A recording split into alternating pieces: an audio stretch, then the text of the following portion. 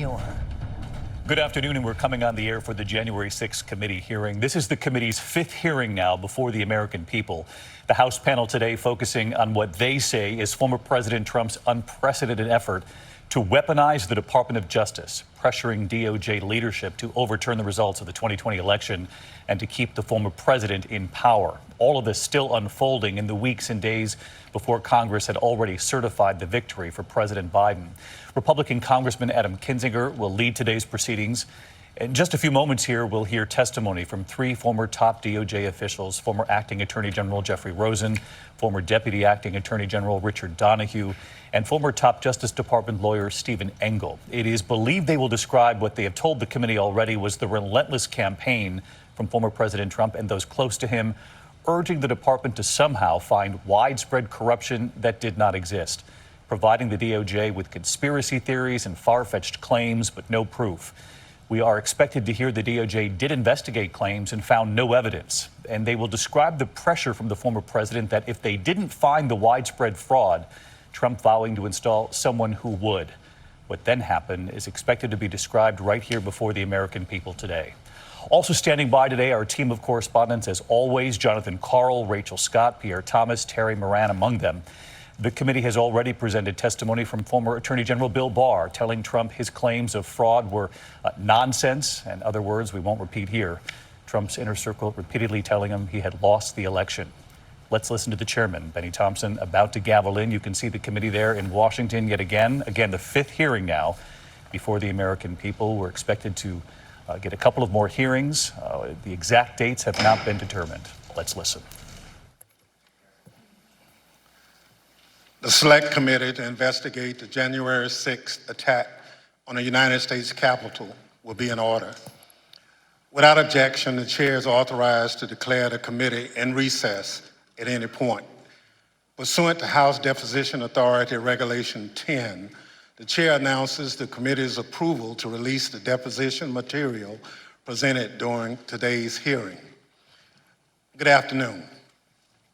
In our previous hearings, the Select Committee showed that then President Trump applied pressure at every level of government, from local election workers up to his own vice president, hoping public servants would give in to that pressure and help him steal an election he actually lost. Today, we'll tell the story of how the pressure campaign also targeted the federal agency charged with enforcement of our laws, the Department of Justice. We already covered part of Mr. Trump's effort. We heard from Attorney General Bill Barr tell the story and the committee about the baseless claims Mr. Trump wanted the Justice Department to investigate, and that Mr. Barr viewed those claims as nonsense. Today, we'll hear from Jeffrey Rosen, the person Mr. Trump appointed to run the Justice Department after Attorney General Barr resigned. We'll hear from other senior Justice Department officials also. Together, these public servants resisted Mr. Trump's effort to misuse the Justice Department as part of his plan to hold on to power. And we will show that Trump's demands that the department investigate baseless claims of election fraud continued into January 2021. But Donald Trump didn't just want the Justice Department to investigate. He wanted the Justice Department to help legitimize his lies, to basically call the election corrupt, to appoint a special counsel to investigate alleged election fraud, to send a letter to 6 state legislatures urging them to consider altering the election results. And when these and other efforts failed, Donald Trump sought to replace Mr. Rosen, the acting attorney general, with a lawyer who he believed would inappropriately put the full weight of the Justice Department behind the effort to overturn the election.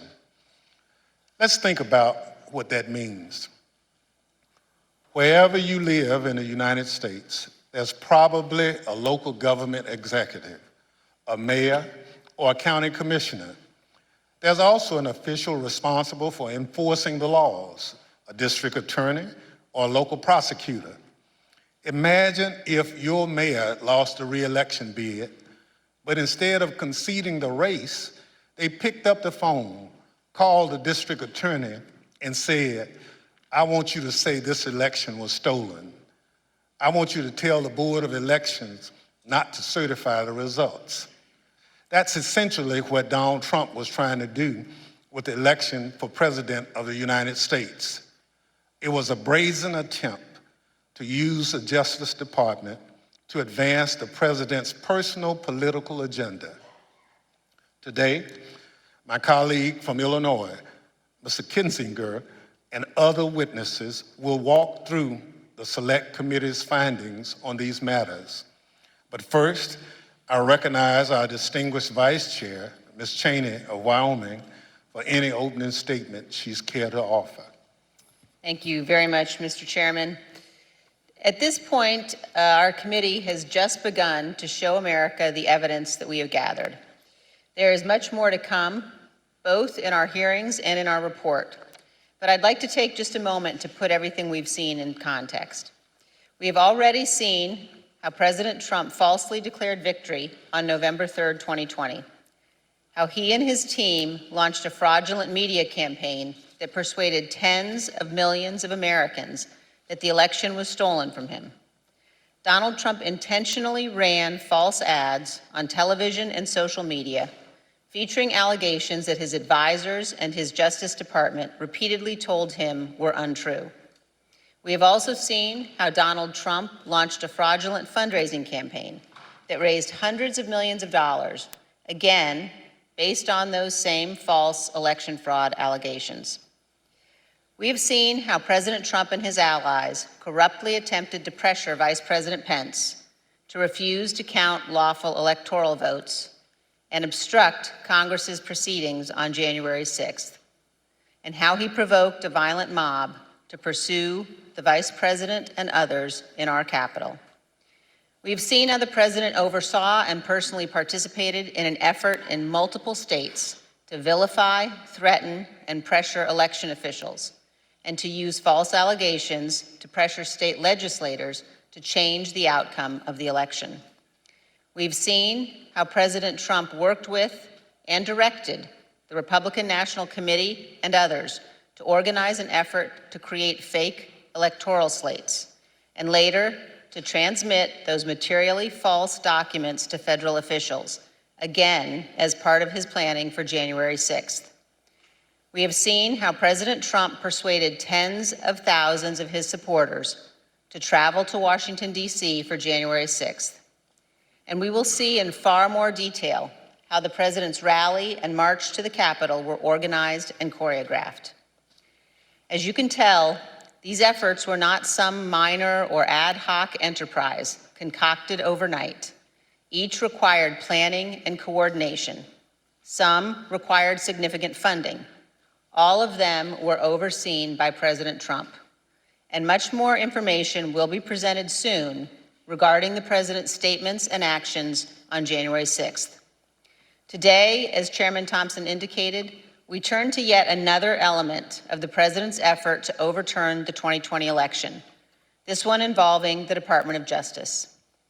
A key focus of our hearing today will be a draft letter that our witnesses here today refused to sign.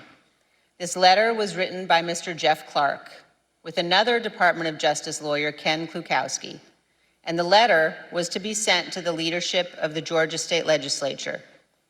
Other versions of the letter were intended for other states. Neither Mr. Clark nor Mr. Klukowski had any evidence of widespread election fraud, but they were quite aware of what Mr. Trump wanted the department to do. Jeff Clark met privately with President Trump and others in the White House and agreed to assist the president without telling the senior leadership of the department who oversaw him. As you will see, this letter claims that the U.S. Department of Justice's investigations have, quote, identified significant concerns that may have impacted the outcome of the election in multiple states, including the state of Georgia. In fact, Donald Trump knew this was a lie.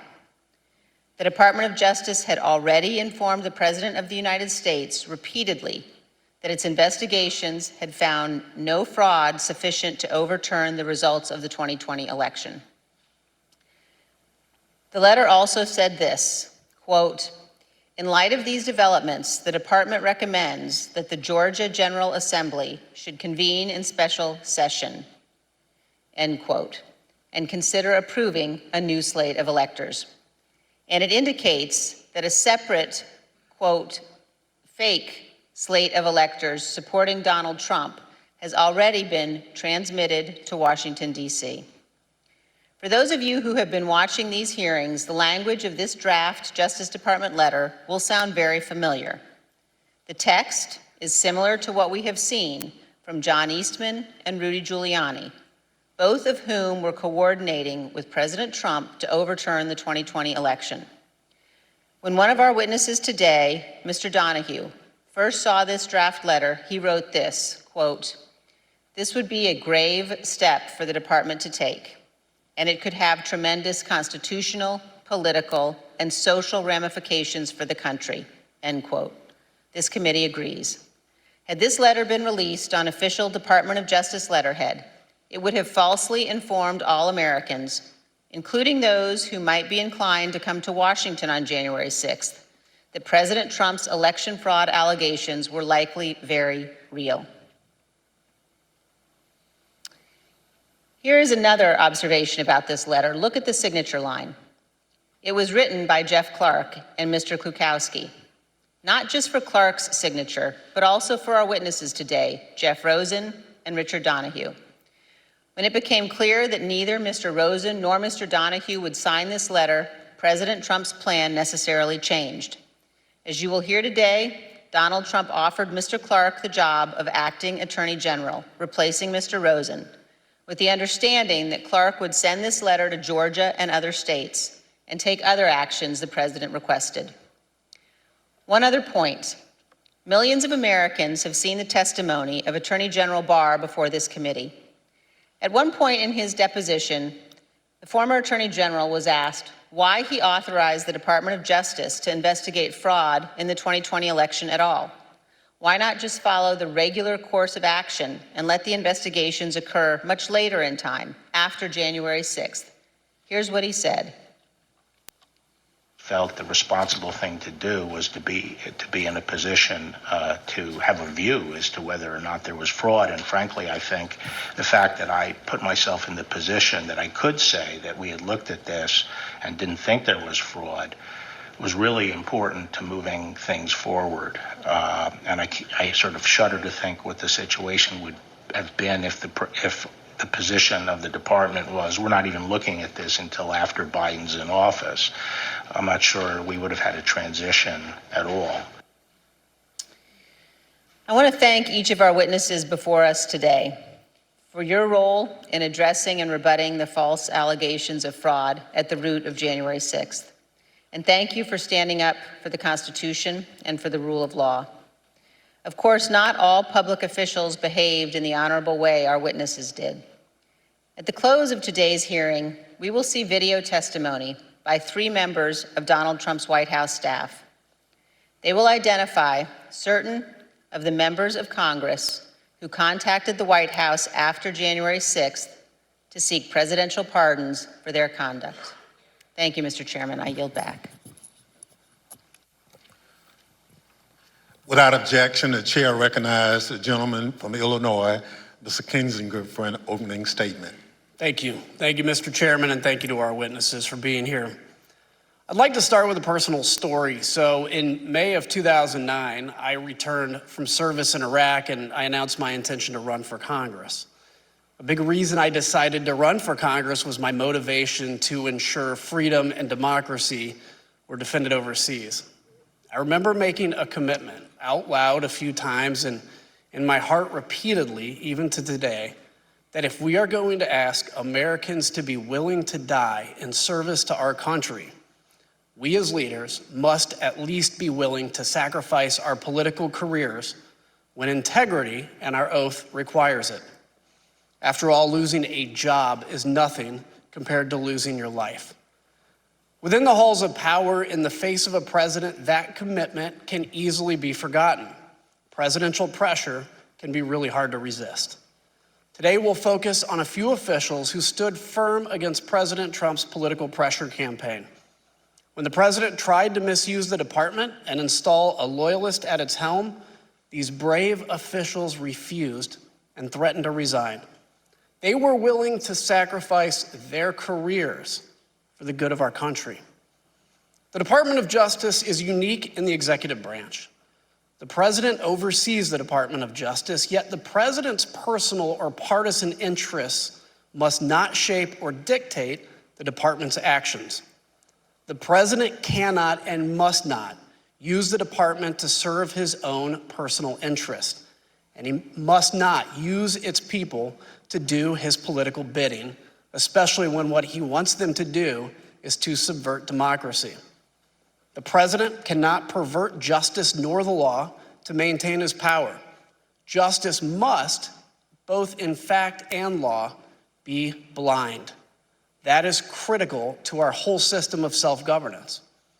During this hearing, you'll hear time and time again about the president's request to investigate claims of widespread fraud. Our witnesses, Mr. Rosen, Mr. Donoghue, and Mr. Engel, stood firm in the face of overbearing political pressure because they understood that their oath was to the Constitution and not to the personal or political interests of the president.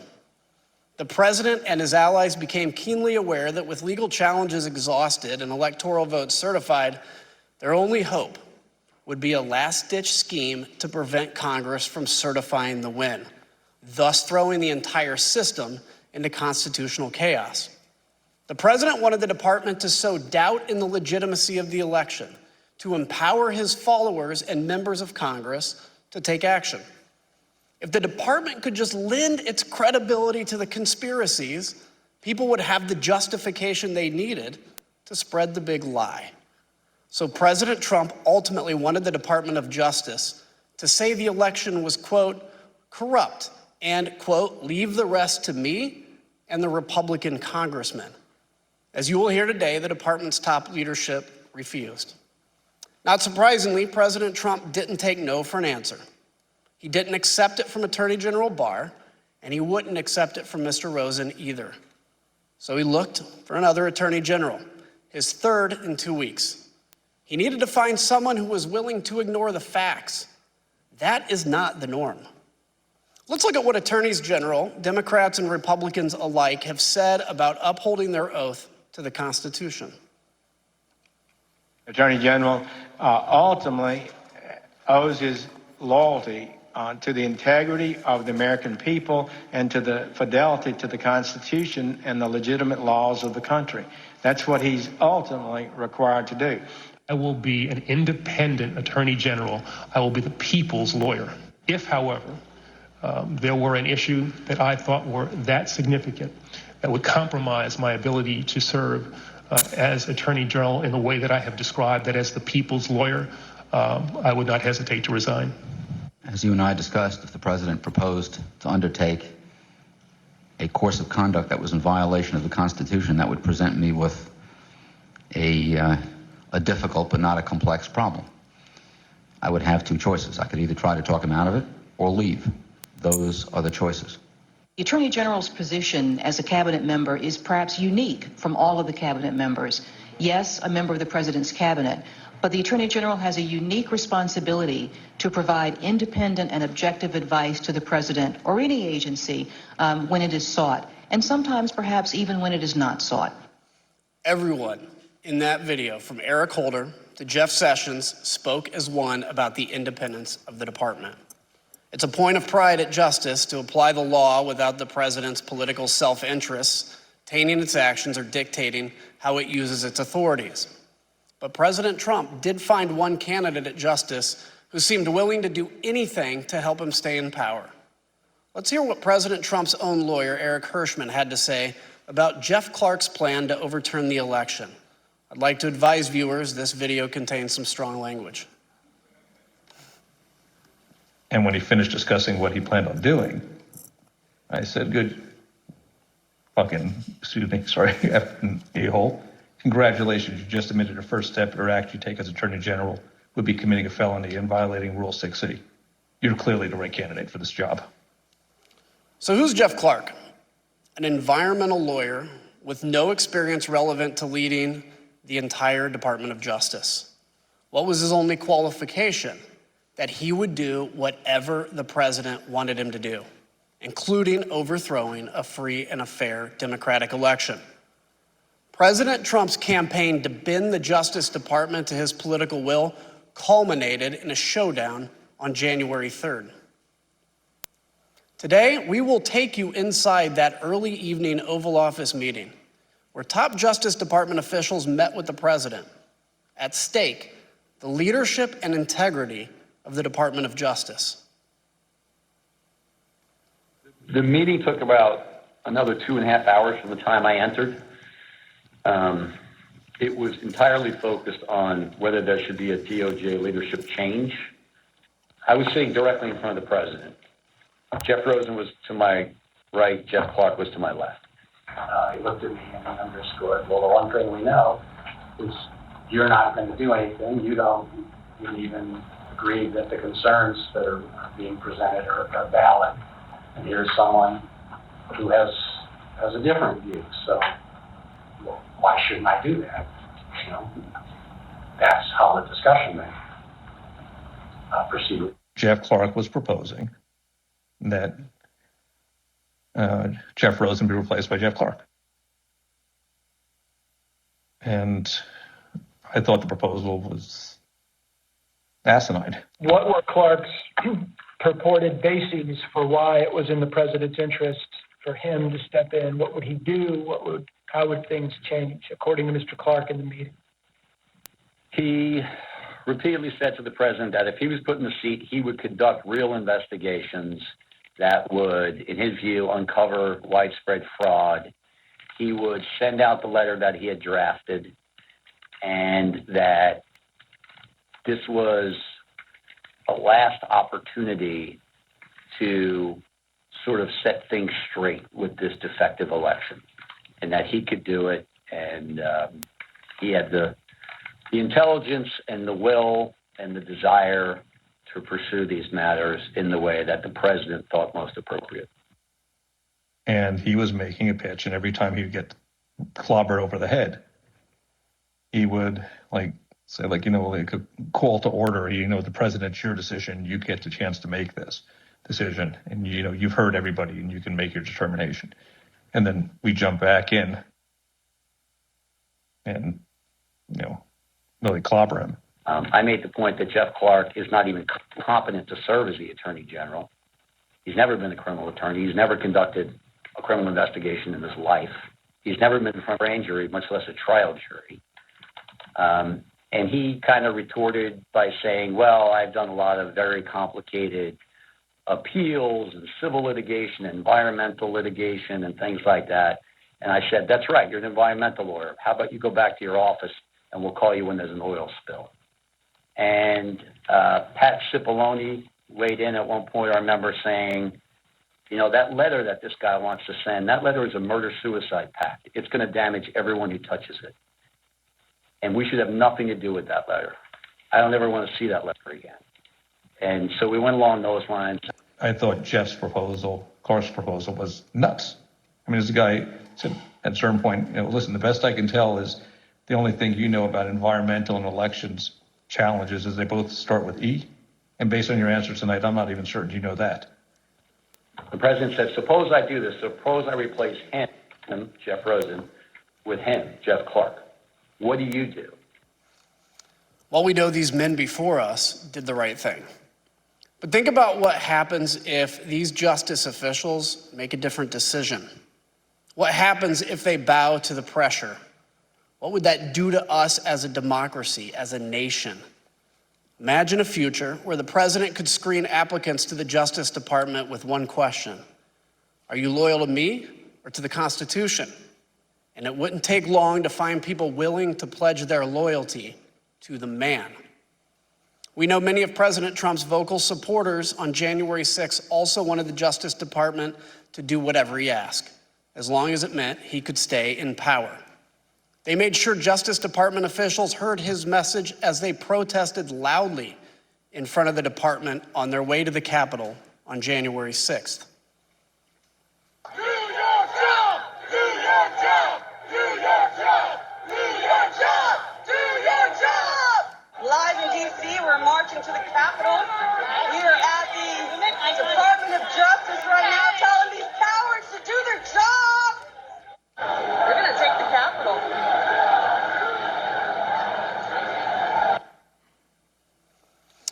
I want to take a moment now to speak directly to my fellow Republicans. Imagine the country's top prosecutor with the power to open investigations, subpoena, charge crimes, and seek imprisonment. Imagine that official pursuing the agenda of the other party instead of that of the American people as a whole. And if you're a Democrat, imagine it the other way around. Today, President Trump's total disregard for the Constitution and his oath will be fully exposed. Now let's get this hearing underway so we can do our part to protect the freedoms that we often take for granted, so that we can see how close we came to losing it all. I now yield back to the chairman. We're joined today by three distinguished witnesses who each served in the Trump administration in the months preceding January 6th. Mr. Jeffrey Rosen served at the Department of Justice from May 2019 until January 2021. With President Trump's nomination and the confirmation of the United States Senate, he became the United States Deputy Attorney General. In December 2020, he took the mantle of Acting Attorney General. Mr. Richard Donoghue has served in the Department of Justice for over 14 years. Mr. Donoghue was a United States Attorney for the Eastern District of New York, then became Mr. Rosen's Principal Associate Deputy Attorney General, and finally, Acting Deputy Attorney General. Mr. Donoghue also served more than 20 years in the United States military, including the 82nd Airborne and the Judge Advocates General Corps. We are also joined by Mr. Steven Engel, the former Assistant Attorney General for the Office of Legal Counsel. He was nominated by the former president and confirmed by the Senate during the Trump administration. He served from November 2017 to January 2021 and has now returned to private practice. I will now swear in our witnesses. The witnesses will please stand and raise their right hands. Do you swear unaffirmed under penalty of perjury that the testimony you're about to give is the truth, the whole truth, and nothing but the truth, so help you God? Thank you. You may be seated. Let the record reflect the witnesses all answered in the affirmative. I now recognize myself for questions. First of all, gentlemen, thank you for being here today. All of you served at former President Trump's pleasure at the Department of Justice in top leadership positions with tremendous responsibilities.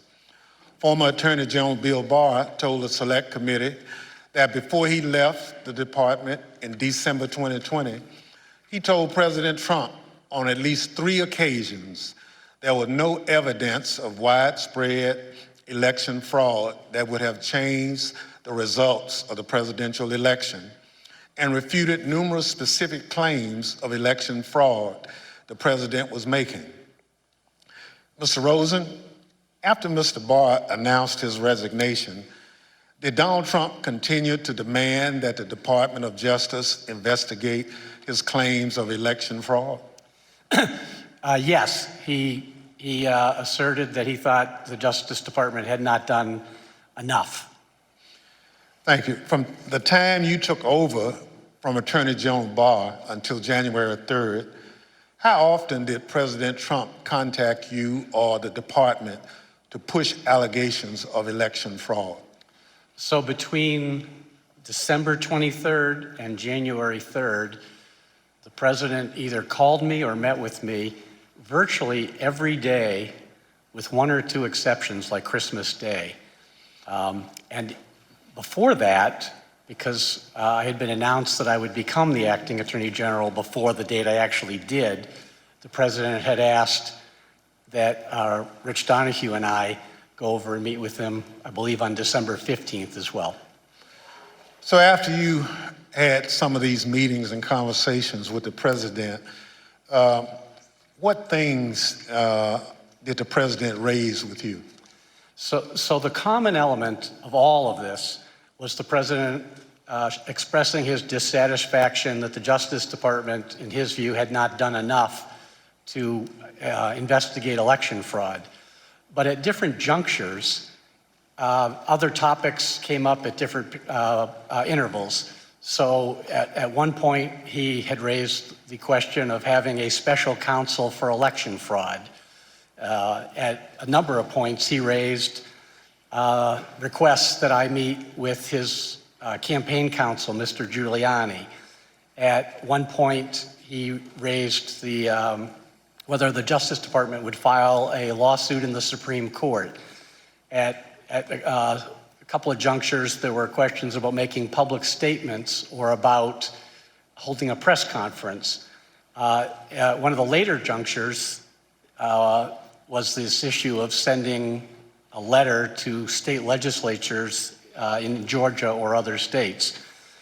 And so there were different things raised at different parts of, or different intervals, with the common theme being his dissatisfaction about what the Justice Department had done to investigate election fraud.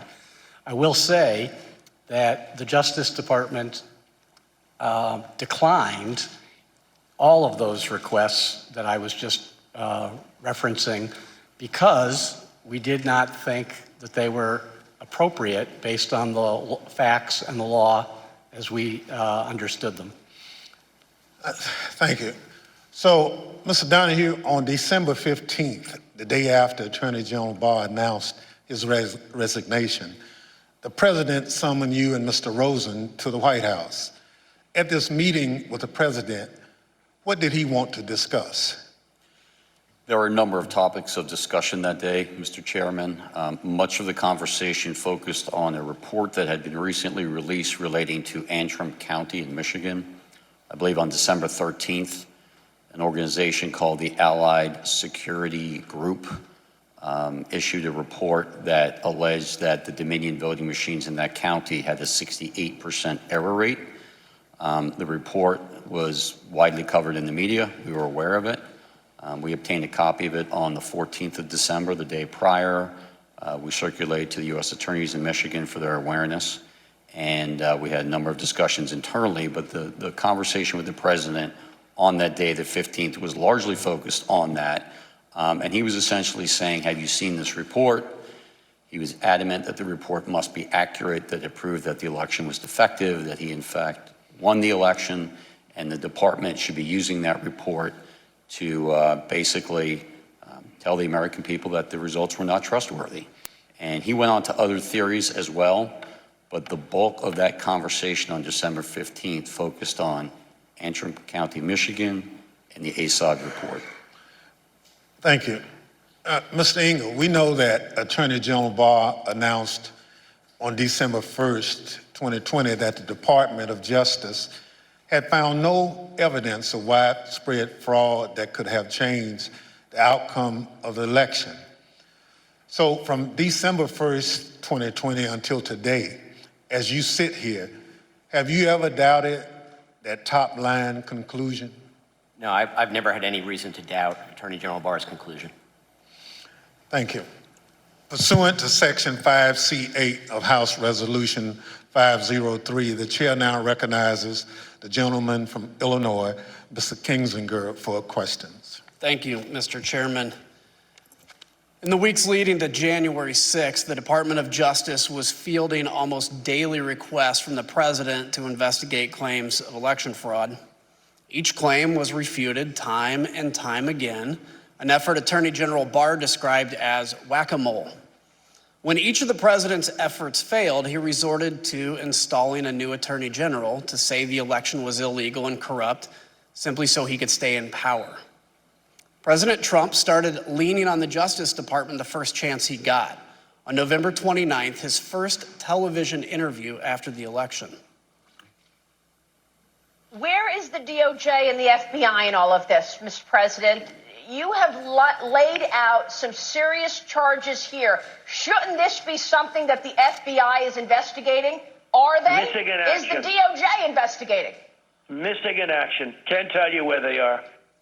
Republican congressmen echoed the president just 2 days later. They wrote a letter to Attorney General Barr laying into the Justice Department for a, quote, shocking lack of action in investigating the claims of election fraud. That same day, Attorney General Barr stated publicly that President Trump's claims had no merit. Ignoring the top law enforcement officer in the country, Republican congressmen amplified the stolen election message to the American public. Let's listen. And so there's widespread evidence of fraud because people haven't done their jobs. Durham and Barr will deserve a big notation in history when it's written of the rise and fall of the United States if they don't clean up this mess, clean up the fraud, do your jobs, and save this little experiment in self-government. Again, I join my colleagues in calling on Attorney General Barr to immediately let us know what he's doing. We're already working on challenging the certified electors. And now what about the courts? How pathetic are the courts? January 6th, I'm joining with the fighters in the Congress, and we are going to object to electors from states that didn't run clean elections. Democracy is left undefended if we accept the result of a stolen election without fighting with every bit of vigor we can muster. The ultimate date of significance is January 6th. This is how the process works. The ultimate arbiter here, the ultimate check and balance is the United States Congress. And when something is done in an unconstitutional fashion, which happened in several of these states, we have a duty to step forward and have this debate and have this vote on the 6th of January. Today is the day American patriots start taking down names and kicking ass. Mr. Donoghue, on December 27th, you had a 90-minute conversation with the president where he raised false claim after false claim with you and Mr. Rosen. How did you respond to what you called a, quote, stream of allegations? The December 27th conversation was, in my mind, an escalation of the earlier conversations. As the former acting AG indicated, there were a lot of communications that preceded that. As we got later in the month of December, the president's entreaties became more urgent. He became more adamant that we weren't doing our job. We need to step up and do our job. And he had this arsenal of allegations that he wanted to rely on. And so I felt in that conversation that was incumbent on me to make it very clear to the president what our investigations had revealed, and that we had concluded, based on actual investigations, actual witness interviews, actual reviews of documents, that these allegations simply had no merit. And I wanted to try to cut through the noise, because it was clear to us that there were a lot of people whispering in his ear, feeding him these conspiracy theories and allegations. And I felt that being very blunt in that conversation might help make it clear to the president these allegations were simply not true. And so as he went through them in what for me was a 90-minute conversation or so, and what for the former acting AG was a 2-hour conversation, as the president went through them, I went piece by piece to say, no, that's false. That is not true. And to correct him really in a serial fashion as he moved from one theory to another. Can you give me an example of one or two of those theories? So one that was very clear at that point was the Antrim County, the ASOG report that I mentioned earlier. The Allied Security Operations Group released this report that's at 68% error rate. There was, in fact, in Antrim County, a hand recount. Had nothing to do with the department. The department did not request that. That was pursuant to litigation brought by other parties, but there was a hand recount. So they were able to compare the hand recount to what the machines had reported. And for the ballots that were actually counted by the machine, more than 15,000, there was one error, one ballot. And I did a quick calculation and came up with 0.0063% error rate, which is well within tolerance. And so I made it very clear to the president, because he was so fixated on the ASOG report in the December 15th conversation, that in fact, our investigation revealed that the error rate was 0.0063%. So that, Mr. President's example of what people are telling you that is not true, and that you cannot and should not be relying on. So that was one very explicit one, and I think you see that reflected in my notes. We went through a series of others. The truck driver who claimed to have moved an entire tractor trailer of ballots from New York to Pennsylvania, that was also incorrect. We did an investigation where the FBI interviewed witnesses at the front end and the back end of that trailer's transit from New York to Pennsylvania. We looked at loading manifests. We interviewed witnesses, including, of course, the driver, and we knew it wasn't true. Whether the driver believed it or not was never clear to me, but it was just not true. So that was another one that I tried to educate the president on.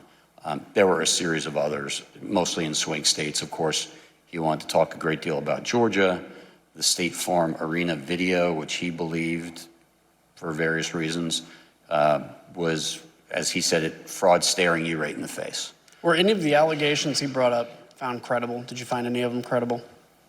No. So during this conversation, did you take handwritten notes directly quoting the president? I did, and to make it clear, Attorney General Rosen called me on my government cell phone, said he'd been on the phone with the president for some time. The president had a lot of these allegations. I was better versed in what the department had done just because I had closer contact with the investigations, and the AG asked me to get on the call. Of course, I agreed. And I began taking notes only because at the outset, the president made an allegation I had not heard. I'd heard many of these things. I knew many of them were investigated. But when the president, at least when I came to the conversation, when he began speaking, he brought up an allegation I was completely unaware of. And of course, that concerned us. So I simply reached out and grabbed a notepad off my wife's nightstand and a pen, and I started jotting it down. That had to do with an allegation that more than 200,000 votes were certified in the state of Pennsylvania that were not actually cast. Sometimes the president would say it was 205, sometimes he would say it was 250, but I'd not heard this before, and I want to get the allegation down clearly so that we can look into it if appropriate, and that's why I started taking those notes, and then as the conversation continued, I just continued to take the notes. Let's take a look at the notes, if we could right now. As we can see on the screen, you actually quote President Trump asking, "Where's DOJ?" just like we heard him say in his first television interview. How did you respond to that? So both the acting AG and I tried to explain to the president on this occasion and on several other occasions that the Justice Department has a very important, very specific, but very limited role in these elections. States run their elections. We are not quality control for the states. We are obviously interested in and have a mission that relates to criminal conduct in relation to federal elections. We also have related civil rights responsibilities. So we do have an important role. But the bottom line was, if a state ran their election in such a way that it was defective, that is to the state or Congress to correct. It is not for the Justice Department to step in. And I certainly understood the president as a layman, not understanding why the Justice Department didn't have at least a civil role to step in and bring suit on behalf of the American people. We tried to explain that to him. The American people do not constitute the client for the United States Justice Department. The one and only client of the United States Justice Department is the United States government. And the United States government does not have standing, as we were repeatedly told by our internal teams, OLC led by Steven Engel, as well as the Office of the Solicitor General, researched it and gave us thorough, clear opinions that we simply did not have standing. And we tried to explain that to the president on numerous occasions. Let's take a look at another one of your notes. You also noted that Mr. Rosen said to Mr. Trump, quote, "DOJ can't and won't snap its fingers and change the outcome of the election." How did the president respond to that, sir? He responded very quickly and said, essentially, that's not what I'm asking you to do. What I'm just asking you to do is just say it was corrupt and leave the rest to me and the Republican congressman. So let's now put up the notes where you quote the president. As you're speaking to that, he said, the president said, just say the election was corrupt and leave the rest to me and the Republican congressman. So, Mr. Donoghue, that's a direct quote from President Trump, correct? That's an exact quote from the president, yes. The next note shows that even that the president kept pressing.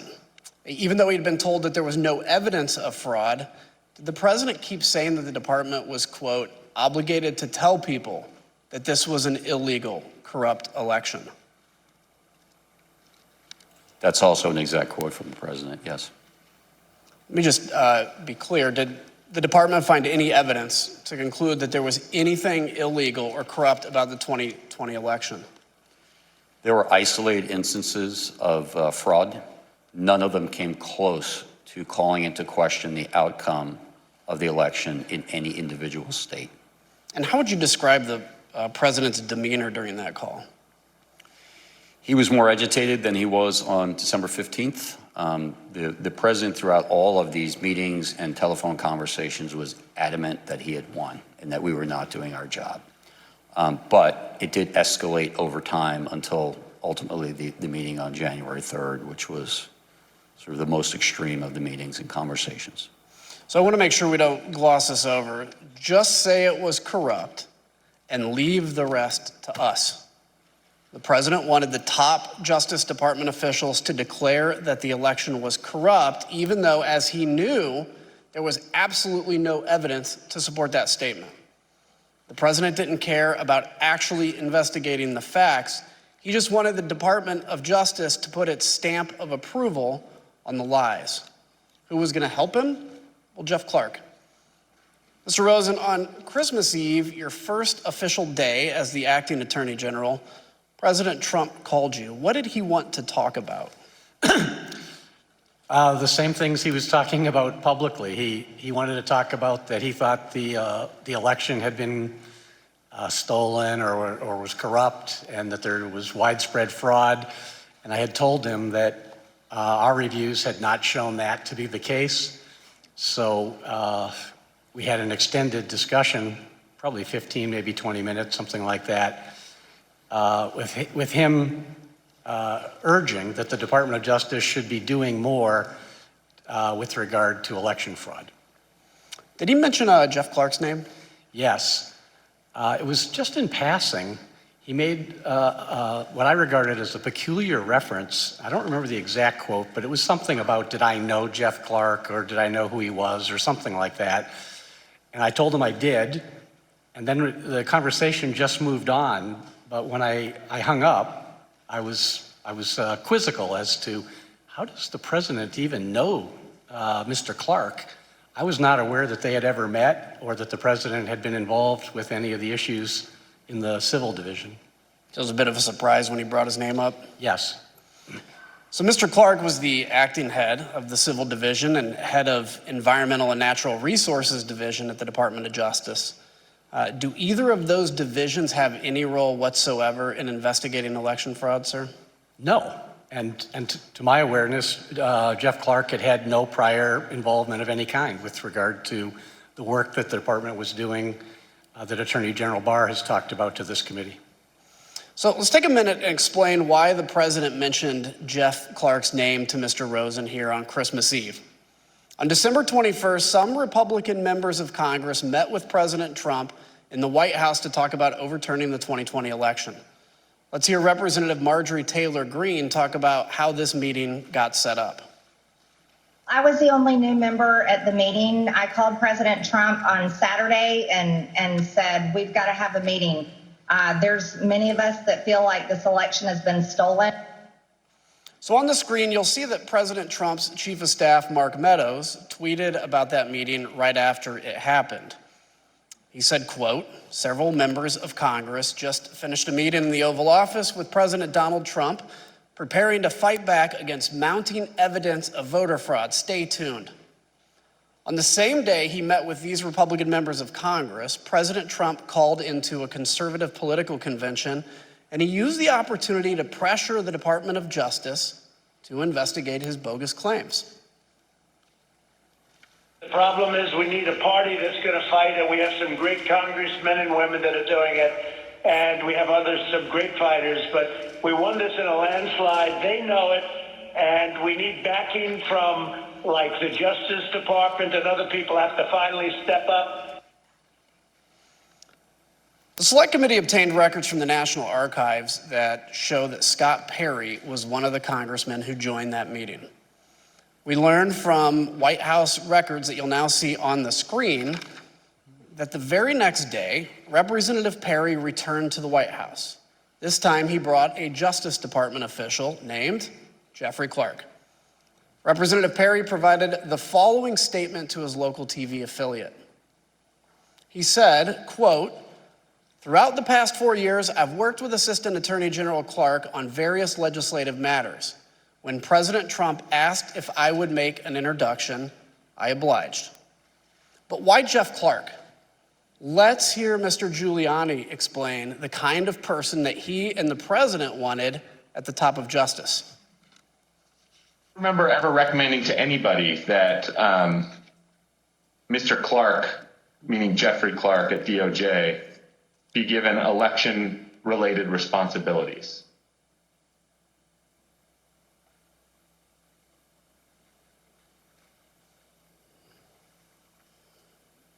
You mean beyond the president? Correct.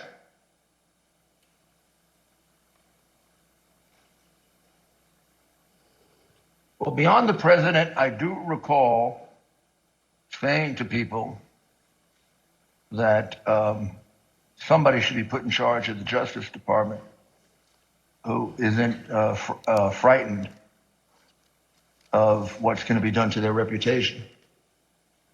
Because the Justice Department was filled with people like that. Should put somebody that's not frightened of what's going to be done to their reputation. Mr. Donoghue, when you told the president that you wouldn't pursue baseless claims of fraud, was it because you were worried about your reputation? No, not at all. Mr. Clark's name was also mentioned in the White House in late December and early January as described by a top aide to Mark Meadows, Cassidy Hutchinson. Was it your understanding that Representative Perry was pushing for a specific person to take over the department? He wanted Mr. Jeff Clark to take over the Department of Justice. Mr. Rosen, after your call with President Trump on December 24th, you spoke with Mr. Clark on December 26th about his contact with the president. Can you tell us about that conversation? Yes. Because I had been quizzical about why his name had come up, I called him and I tried to explore if he would share if there was something I ought to know. And after some back and forth, he acknowledged that shortly before Christmas, he had gone to a meeting in the Oval Office with the president. That, of course, surprised me. And I asked him, how did that happen? And he was defensive. He said it had been unplanned, that he had been talking to someone he referred to as General Perry, but I believe is Congressman Perry, and that unbeknownst to him, he was asked to go to a meeting and he didn't know it, but it turned out it was at the Oval. He found himself at the Oval Office, and he was apologetic for that. And I said, well, you didn't tell me about it. It wasn't authorized, and you didn't even tell me after the fact. You know, this is not appropriate. But he was contrite and said it had been inadvertent and it would not happen again, and that if anyone asked him to go to such a meeting, he would notify Rich Donoghue and me. Is there a policy that governs who can have contact directly with the White House? Yes. So across many administrations for a long period of time, there's a policy that, particularly with regard to criminal investigations, restricts at both the White House end and the Justice Department end those more sensitive issues to the highest ranks. So for criminal matters, the policy for a long time has been that only the Attorney General and the Deputy Attorney General from the DOJ side can have conversations about criminal matters with the White House, or the Attorney General and the Deputy General can authorize someone for a specific item with their permission, but the idea is to make sure that the top rung of the Justice Department knows about it and is in the thing to control it and make sure only appropriate things are done. Mr. Engel, from your perspective, why is it important to have a policy like Mr. Rosen just discussed? Well, it's critical that the Department of Justice conducts its criminal investigations free from either the reality or any appearance of political interference. And so people can get in trouble if people at the White House are speaking with people at the department. And that's why the purpose of these policies is to keep these communications as infrequent and at the highest levels as possible, just to make sure that people who are less careful about it, who don't really understand these implications, such as Mr. Clark, don't run afoul of those contact policies. Thank you. So the Select Committee conducted an informal interview with the White House counsel, Pat Cipollone, and his deputy, Pat Philbin, about their contact with Mr. Clark, though neither has yet agreed to sit for transcribed and videotaped interviews. But Pat Cipollone told the Select Committee that he intervened when he heard Mr. Clark was meeting with the president about legal matters without his knowledge, which was strictly against White House policy. Mr. Cipollone and Mr. Philbin, like Mr. Rosen, told Mr. Clark to stand down, and he didn't. On the same day, Acting Attorney General Rosen told Mr. Clark to stop talking to the White House, Representative Perry was urging Chief of Staff Mark Meadows to elevate Clark within the Department of Justice. You can now see on the screen behind me a series of texts between Representative Perry and Mr. Meadows. They show that Representative Perry requested that Mr. Clark be elevated within the department. Representative Perry tells Mr. Meadows on December 26th that, quote, Mark, just checking in as time continues to count down. 11 days to January 6th and 25 days to inauguration, we've got to get going. Representative Perry followed up and says, quote, Mark, you should call Jeff. I just got off the phone with him, and he explained to me why the principal deputy won't work, especially with the FBI. They will view it as not having the authority to enforce what needs to be done. Mr. Meadows responds with, I got it. I think I understand. Let me work on the deputy position.